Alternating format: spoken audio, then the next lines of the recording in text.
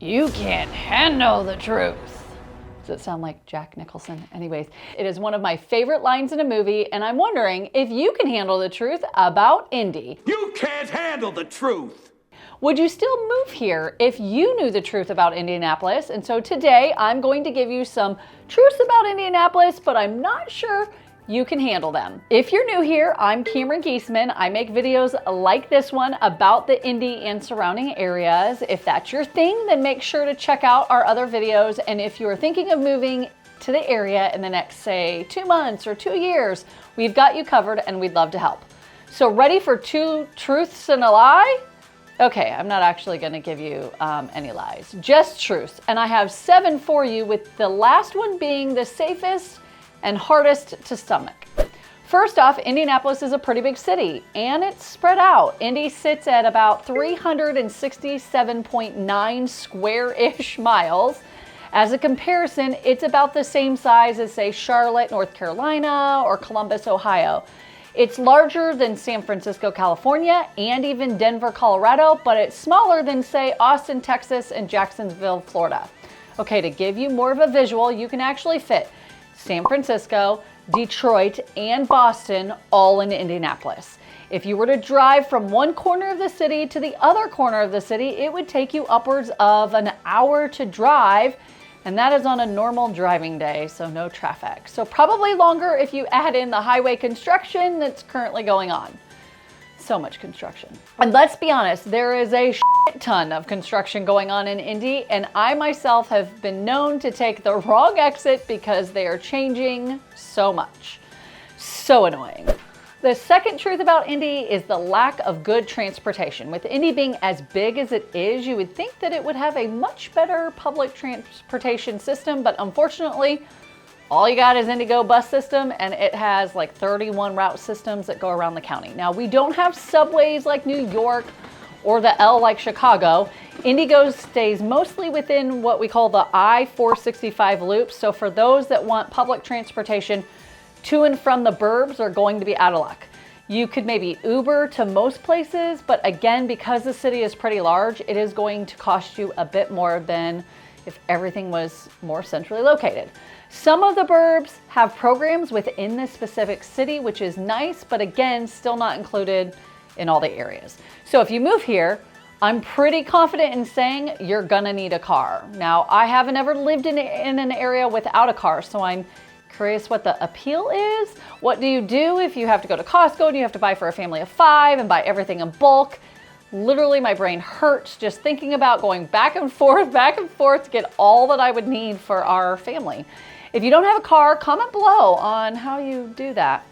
Now, the third truth about Indy is that there isn't really anything that we're known for, and therefore the city is still going through those growing pains. There's so many areas that are going through what's called regentrification, which gets a lot of complaints from the citizens. Over the last 10 years, the value of real estate in Indy has increased quite a bit.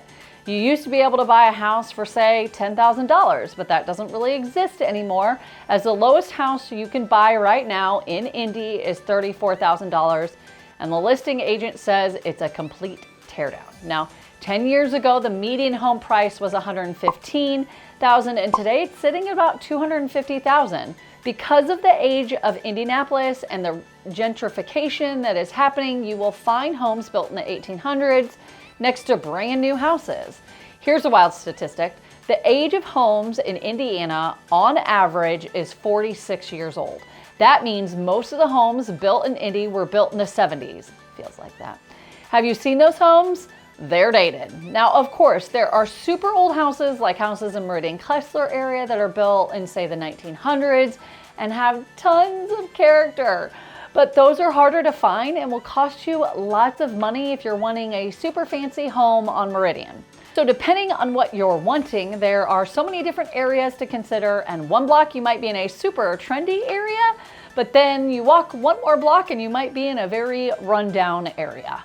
The fourth truth is that Indiana has extremely hard water. Now, this may sound like nothing, but hard water is literally the worst. When you wash your dishes, you get hard water stains, which are calcium deposits. Pretty much anything that water hits, washing machines, toilets, sinks, and more will all have a film on them. When you shower, your skin will feel dried out and will need a lot of moisturizer. Now, the good news is you can still install a water softener to counter some of the effects of hard water, but overall, hard water sucks. Now, the fifth truth about Indiana is that we have winters. That's right, it actually snows here. Not that much really, but yes, it snows. Winters in Indiana usually last from about November to as late as May. Overall, I wouldn't say we have bad winters, we just have long winters where it could feel like it goes on forever. Seasonal depression for sure is a thing, and many people would say that it is the worst part of Indiana winters. In Indianapolis, the average yearly snowfall is about 20 inches, which honestly sounds like a lot, but it's not. The sixth truth is that Indianapolis still observes daylight savings time, and it messes with your system every single year. You would think that Indy would be on Central Time, like Chicago, but nope. Indiana is the farthest state west for the Eastern time zone. So what is daylight savings time? In the spring, you move your clock forward 1 hour, and then in the fall, you move your clock back an hour. This is to create a way to save energy and to get more use out of our natural daylight. There are days in the summer where it is still light outside until 9:30 p.m. or later. This is why we have blackout curtains in our rooms so that we can go to bed early if we need to and not have all the light in our bedroom. The seventh truth about Indiana is no joke. It can be pretty boring because there isn't a lot to do. Yes, Indy is best known for the Indianapolis 500, but that really only means something if you're a racing fan. And it's only one weekend per year. Indy doesn't have an amusement park, it doesn't have history tours around the town, and cultural activities are honestly limited. So if and when Indy gets a big star visiting in town, they usually only come for a day. Taylor Swift, the biggest concert this year, didn't even come to Indianapolis. Sadness. Lastly, drug addiction in Indiana is on the higher side compared to other states. Indiana as a whole is ranked 12th out of 50 states for drug abuse problems. There really isn't more to talk about this other than it is sad that this is even a thing. If you struggle with drug addiction, this may not be the best state to live in since illegal drugs are apparently more accessible than in most other states. So there are the real truths about living in Indy. So can you handle the truth? Given all of the info I gave you today, would you want to live here? If you are still considering a move to this area, I would love to help and chat and kind of walk you through that process. Feel free to call, text, or email me. My info is in the description below. We hope, of course, that you still enjoyed our video, and we'll catch you next time. You can't handle the truth!